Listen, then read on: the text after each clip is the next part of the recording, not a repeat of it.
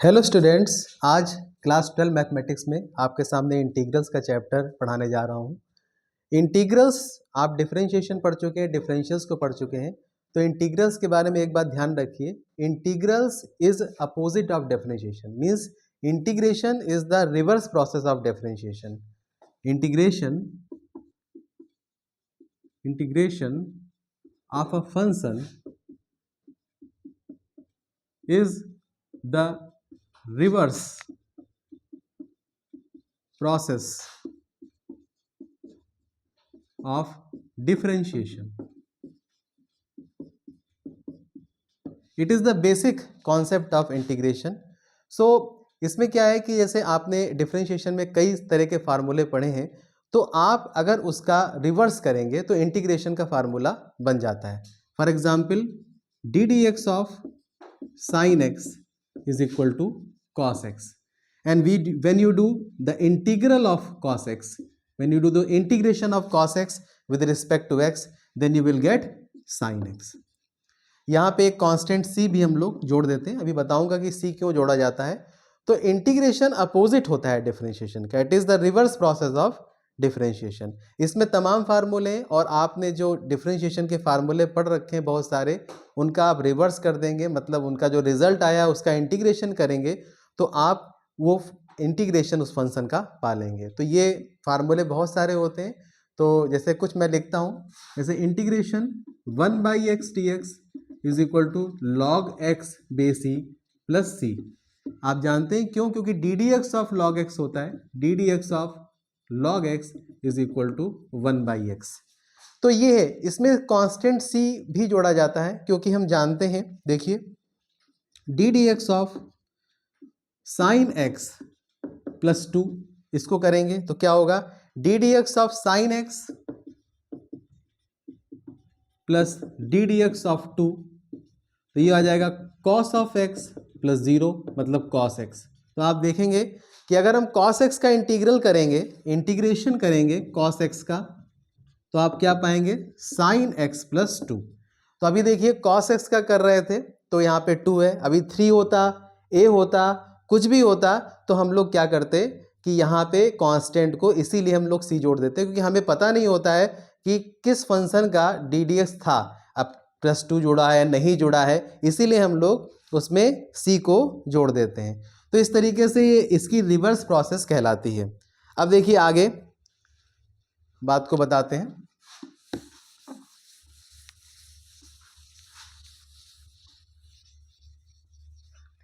यहाँ पे इंटीग्रेशन के साइन के बारे में एक बात आपको बता दें, इंटीग्रेशन का साइन है किसी फंक्शन एफ एक्स का एक्स के रिस्पेक्ट में, तो इस साइन के बारे में ये है कि इंटीग्रेशन मीन्स सम, इंटीग्रेशन मीन्स सम, और सम का पहला अल्फाबेट जो है एस से बना होता है। तो एस जैसे एक वायर के रूप में एस लीजिए और एस के दोनों छोरों को पकड़िए और खींच दीजिए, तो ये आपका इंटीग्रेशन का साइन बन जाता है। मतलब इंटीग्रेशन एक सम का ही रूप होता है, इसीलिए इसको खींच करके लिखा जाता है, ये आपका इंटीग्रेशन का साइन होता है। अब यहाँ पे फार्मूला लिखने की इतनी ज़रूरत नहीं, क्योंकि जिसको डिफरेंशिएशन के फार्मूले पता है तो इंटीग्रेशन के फार्मूले ज़्यादातर उसी से मिलते हैं। अब मेरे सामने एनसीईआरटी की बुक है, तो एनसीईआरटी में जो एक्सरसाइज 7.1 है, हम उनके कुछ क्वेश्चंस लेते हैं, तो उसको देखते हैं। एक्सरसाइज 7.1, तो एक्सरसाइज 7.1 इसके कुछ क्वेश्चन देखिए। तो 7.1 में जो पहला क्वेश्चन है ये है to find the anti derivative और इंटीग्रल। देखिए एंटी डेरिवेटिव नाम है, to find the anti derivative of, जो ए है इसका फर्स्ट क्वेश्चन, इसका फर्स्ट पार्ट है साइन 2x। साइन 2x का हमें एंटी डेरिवेटिव पता करना है, तो ये by method of inspection, bye anti derivative of sine 2x by method of inspection, inspection से पता करना है। इंस्पेक्शन का मेथड बहुत कम यूज़ किया जाता है, लेकिन ये भी आना चाहिए। तो इंस्पेक्शन क्या है, हमने बताया कि ये देखिए नाम भी एंटी डेरिवेटिव, चाहे इंटीग्रल कहें चाहे एंटी डेरिवेटिव कहें, बात एक ही है। एंटी का मतलब डेरिवेटिव का उल्टा, जो मैं बार बार बता रहा हूँ कि integration is the reverse process of differentiation. तो साइन 2x का हमें इंटीग्रेशन एंटी डेरिवेटिव निकालना है, उसका इंटीग्रल निकालना है।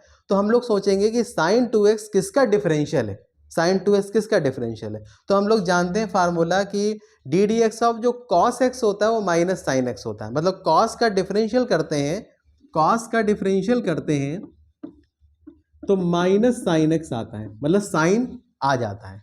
लेकिन यहां पे तो 2x है, तो इसका मतलब we know that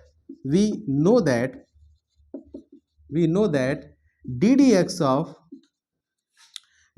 of cos 2x, cos 2x क्या होगा डी डी एक्स, ये होगा कॉस का क्या होता है माइनस साइन, तो माइनस साइन 2x, और चेन रूल से 2x का करेंगे आगे तो क्या आ जाएगा माइनस साइन 2x, और 2x का होगा, 2 का तो कुछ नहीं होगा, x का 1 होता है। आप जानते हैं डिफरेंशियल क्या होता है। तो इसका मतलब है कि हमारे पास क्या आया, d d x of cos 2x is equal to minus 2 sine 2x। अब हमें चाहिए इंटीग्रेशन ऑफ साइन 2x, तो इसका मतलब हम साइन 2x खाली इधर रखें और बाकी ये माइनस 2 को इधर ट्रांसफर कर दें। तो क्या आएगा देखिए, माइनस 1/2, ये माइनस 2 इधर आएगा तो minus 1/2 d d x of cos 2x is equal to sine 2x। ऐसे कर सकते हैं, या हम इसको ऐसे भी कर सकते हैं, माइनस 1/2 इज द कांस्टेंट, तो इसको कांस्टेंट को अंदर ऑपरेटर के अंदर भी लिख सकते हैं, वो तो अंदर बाहर कर सकता है, कांस्टेंट है। तो इसका मतलब लिख सकते हैं d d x of minus 1/2 cos 2x is equal to sine 2x। ये आपका बन गया। अब देखिए मैं इंटीग्रेशन का साइन लगाता हूं, तो इंटीग्रेशन का साइन क्या होता है, ये देखिए, इसका x के रिस्पेक्ट में करिए, बराबर इधर भी इंटीग्रेशन का साइन लगेगा, और साइन 2x का हमें निकालना है। अब देखिए डिफरेंशियल का इंटीग्रल कर रहे हैं, मतलब दोनों एक दूसरे के अपोजिट हैं, तो दोनों एक दूसरे को खत्म कर देंगे, दोनों एक दूसरे की रिवर्स प्रोसेस है। तो आपका क्या बच रहेगा इसमें, आपका बचेगा माइनस 1/2 कॉस 2x बराबर इंटीग्रेशन साइन 2x dx। तो इस प्रकार से हमने पता किया कि साइन 2x का जो इंटीग्रल है वो माइनस 1/2 कॉस 2x होता है। So it is the method of inspection. ये आपका मेथड ऑफ इंस्पेक्शन से मैंने निकाला कि integration sine 2x dx is equal to minus 1/2 cos 2x। हम c भी जोड़ते हैं, लेकिन यहाँ पे इंस्पेक्शन है तो मैंने c नहीं जोड़ा है। तो c वैसे नॉर्मली हम c जोड़ते हैं, लेकिन यहाँ पे ये चीज़ हमने दिखाई कि साइन 2x का जो आपका इंटीग्रल है, बेसिक इंटीग्रल है, वो माइनस 1/2 कॉस 2x होता है। तो ये रही मेथड ऑफ इंस्पेक्शन की बात। ज़्यादा एग्जाम में कभी पूछा नहीं जाता, लेकिन आपको आना चाहिए। अब मैं जो दूसरा कॉन्सेप्ट बताऊंगा, देखिए इसकी सेकेंड एक्सरसाइज में मेथड ऑफ सब्स्टिट्यूशन, जो इंटीग्रेशन बाय सब्स्टिट्यूशन है, लेकिन इसके कुछ अच्छे क्वेश्चन हम लेते हैं। तो देखिए कुछ फार्मूले तो आपको डिफरेंशिएशन से मिल जाएंगे, कुछ फार्मूले आपको पता होने चाहिए, जैसे कुछ नए नए फार्मूले हैं। तो उनमें हम एक फार्मूला लिखते हैं, d d x of x to the power n is equal to, sorry, integral of x to the power n, integral of x to the power n with respect to x is x to the power n plus 1 upon n plus 1 plus c. This formula is valid when n is not equal to minus 1. ये बहुत formula use होता है, तो इसको समझ लीजिए। Integration x to the power n dx is equal to x to the power n plus 1 upon n plus 1 plus c। इस फार्मूले को मैंने इसलिए बताया आपके सामने क्योंकि नॉर्मली डिफरेंशियल हम इसका निकालते नहीं है।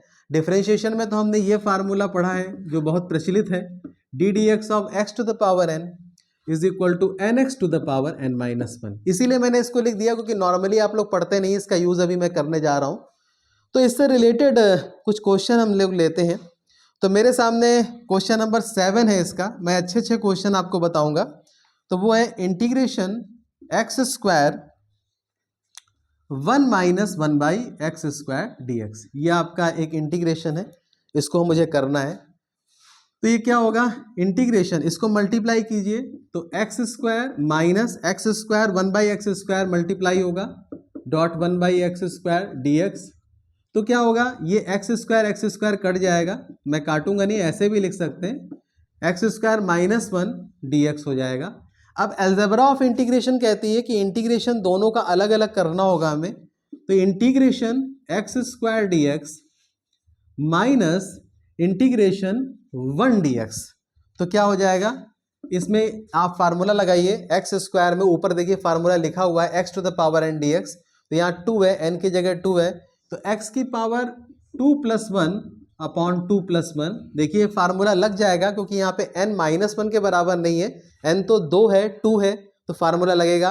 और 1 का इंटीग्रेशन होता है x + c, तो आपका आंसर आ गया 1/3 x³ - x + c।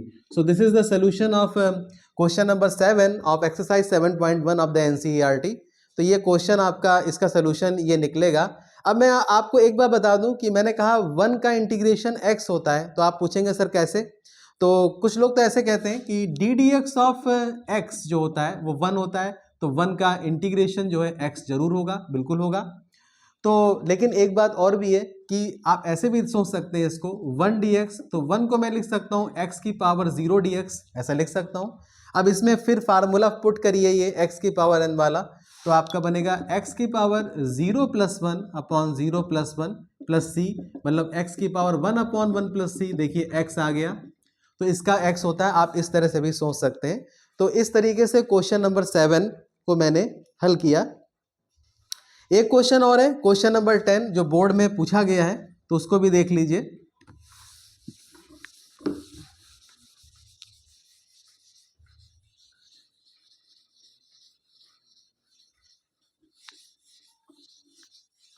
Question number 7 जो बोर्ड में पूछा गया है, question number 10 sorry question number 10 है, ये यूपी बोर्ड में और सीबीएसई में, यूपी और सीबीएसई बोर्ड दोनों के लिए इंपॉर्टेंट है।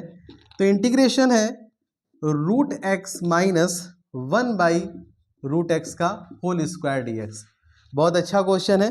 तो कैसे करेंगे, ऐसे अभी टैकल आप ना करिए, कैसे करेंगे इसको, देखिए यहाँ पे a - b के होल स्क्वायर का फार्मूला लगाइए, तो we know that a - b whole square is equal to a² - 2ab + b²। This is the formula for a - b whole square.